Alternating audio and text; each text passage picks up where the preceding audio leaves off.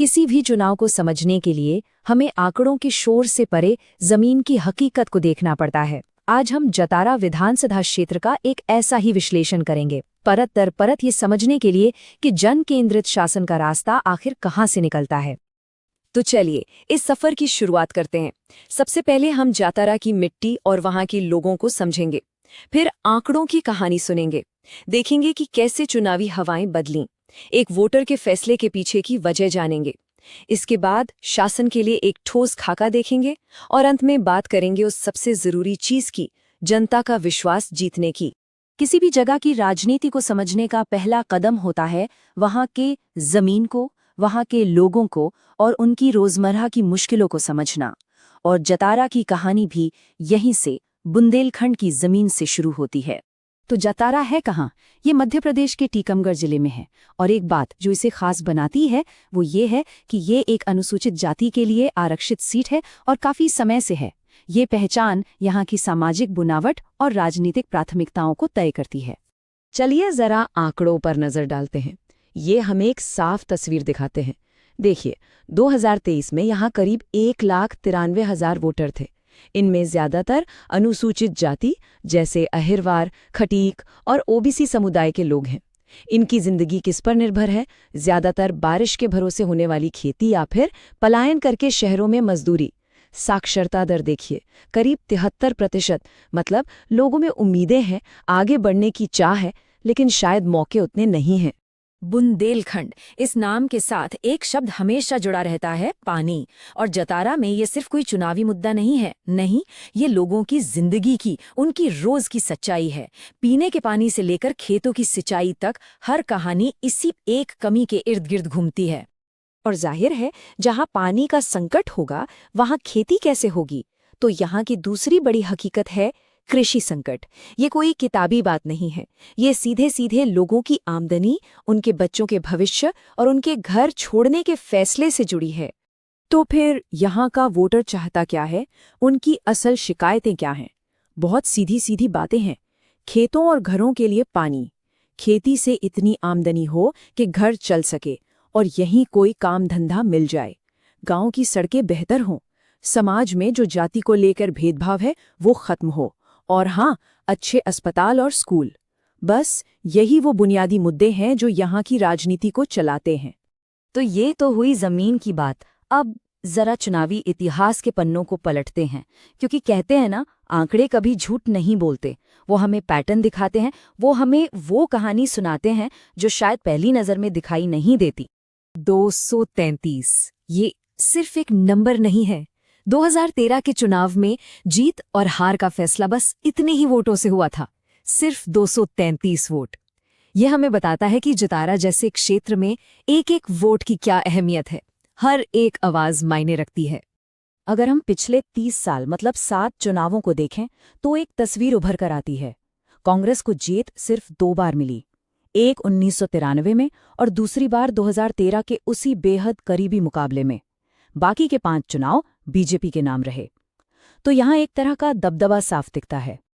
लेकिन इस जीत हार की कहानी से भी ज्यादा दिलचस्प कहानी है वोटर टर्नआउट की। 1993 में जहां करीब 62% लोग वोट डाल रहे थे, वहीं 2023 तक ये आंकड़ा 75% के पार चला गया। अब इसका मतलब क्या है? सीधा मतलब है कि वोटर अब ज्यादा जागरूक है, उसकी उम्मीदें बढ़ रही हैं और शायद जब वो पूरी नहीं होती तो वो अपनी आवाज और जोर से उठाता है। और यहीं पर हमारे संवैधानिक मूल्यों की आत्मा बसती है। देखिए, सत्ता से सच कहना, अपनी बात रखना, ये हर नागरिक का अधिकार है। और दूसरी तरफ जो सत्ता में हैं, उनका ये कर्तव्य है कि वो उस आवाज को जिम्मेदारी से सुने। ये जो बढ़ता हुआ वोटिंग प्रतिशत है ना, ये उसी संवाद का सबूत है। ये आंकड़े हमें एक और बहुत जरूरी चीज की तरफ ले जाते हैं, एक ऐसी व्यवस्था जिसने जतारा के चुनावी नतीजों पर गहरा असर डाला है, और वो है वोट स्प्लिटिंग का सिस्टम। ध्यान दीजिएगा, हम यहाँ किसी व्यक्ति विशेष की बात नहीं कर रहे, हम एक सिस्टम को समझने की कोशिश कर रहे हैं। 2018 के चुनाव को एक उदाहरण के तौर पर देखिए। बीजेपी को मिले करीब 46% वोट, ठीक है, लेकिन बाकी के 54% वोटों का क्या हुआ? वो बट गए। कांग्रेस के एक बागी उम्मीदवार को 19% मिल गए और बाकी के वोट दूसरी पार्टियों में चले गए। नतीजा, सरकार के खिलाफ जो वोट था वो बिखर गया और बीजेपी की जीत का अंतर बहुत बड़ा हो गया। अब जरा 2023 के नतीजे देखिए। यहाँ तस्वीर थोड़ी बदली हुई है। मुकाबला ज्यादा सीधा हो गया। बीजेपी का वोट शेयर तो लगभग उतना ही रहा, 46% के आसपास। लेकिन इस बार कांग्रेस 39% तक पहुंच गई। मतलब विपक्ष का वोट काफी हद तक एक जगह इकट्ठा हुआ और जीत का मार्जिन भी काफी कम हो गया। तो ये वोट स्प्लिटिंग आखिर है क्या? आसान भाषा में कहें तो जब सरकार के खिलाफ पड़ने वाला वोट एक से ज्यादा उम्मीदवारों में बंट जाता है, तो जो मुख्य पार्टी होती है वो कम वोट पाकर भी आसानी से जीत जाती है। और जतारा की चुनावी कहानी में ये एक बहुत बड़ा फैक्टर रहा है। चलिए, अब चुनावी इतिहास से निकलकर आज के चुनावी मैदान की बात करते हैं। हमें ये समझना होगा कि जब एक वोटर वोट डालने जाता है तो उसके फैसले के पीछे क्या-क्या बातें होती हैं। किसी भी उम्मीदवार की रणनीति को समझने का एक अच्छा तरीका है स्वॉट एनालिसिस। मतलब उसकी ताकत, कमजोरी, अवसर और खतरे क्या हैं। जैसे कांग्रेस उम्मीदवार की बात करें तो ताकत क्या थी? एक पढ़ी लिखी, साफ छवि और अनुसूचित जाति की महिला होना। कमजोरी, अपना वोट बैंक उतना मजबूत नहीं था और बागियों से वोट कटने का डर। मौके क्या थे? सरकार के खिलाफ लोगों में गुस्सा था और पानी, रोजगार जैसे असली मुद्दों पर फोकस करने का मौका था। और खतरा, जाहिर है, बीजेपी की मजबूत चुनावी मशीनरी और जाति के नाम पर वोटों का बंटवारा। एक सफल अभियान के लिए ना रणनीति के 4 चेहरे समझने बहुत जरूरी होते हैं। इसे आप चतुर्मुख सिद्धांत कह सकते हैं। पहला चेहरा है वोटर का। यहाँ ये ग्रामीण एससी, ओबीसी वोटर है जिसकी पहली चिंता रोटी रोजी है।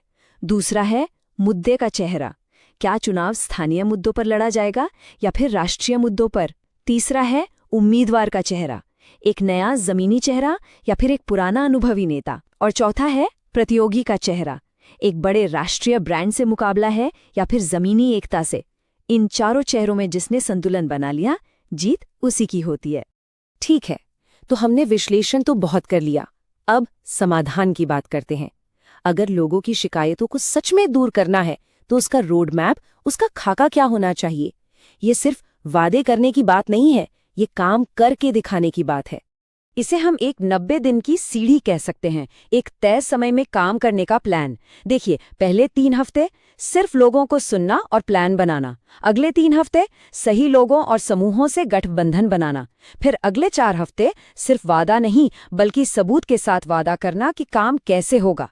उसके बाद के 3 हफ्ते वोटरों को घर घर जाकर जोड़ना, उन्हें लामबंद करना। और आखिरी हफ्ता ये पक्का करना कि आपका हर एक समर्थक वोट डालने बूथ तक पहुंचे।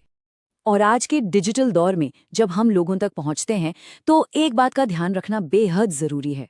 उनकी प्राइवेसी, उनकी निजता और उनकी सहमति का सम्मान, यही विश्वास की नई नींव है। चाहे आप व्हाट्सएप से मैसेज भेजें या किसी और तरीके से, लोगों की जानकारी का इस्तेमाल पूरी जिम्मेदारी और उनकी इजाजत से ही होना चाहिए। तो हम आखिर पहुंचे कहाँ? इस पूरे विश्लेषण का निचोड़ क्या है? निचोड़ बहुत साफ है। असली जीत सिर्फ चुनाव जीतना नहीं है।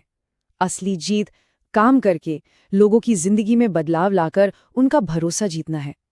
और जीत का सच्चा रास्ता बस यही है। और आखिर में बस एक बात याद रखिए, एक बहुत मजबूत बात। भीड़ खरीदी जा सकती है, वोट और भरोसा कमाना पड़ता है। चुनाव प्रचार और असली शासन में यही फर्क है। और भरोसा कमाना एक दिन का काम नहीं, ये एक लगातार चलने वाली प्रक्रिया है। अगर आप एक जनकेंद्रित नेता बनना चाहते हैं और अपने निर्वाचन क्षेत्र का उत्थान करना चाहते हैं तो blueprintstrategies.ai से mjr@blueprintstrategies.ai पर संपर्क करें या 080-42041602 पर कॉल करें। राजनीति से परे एक उद्देश्य,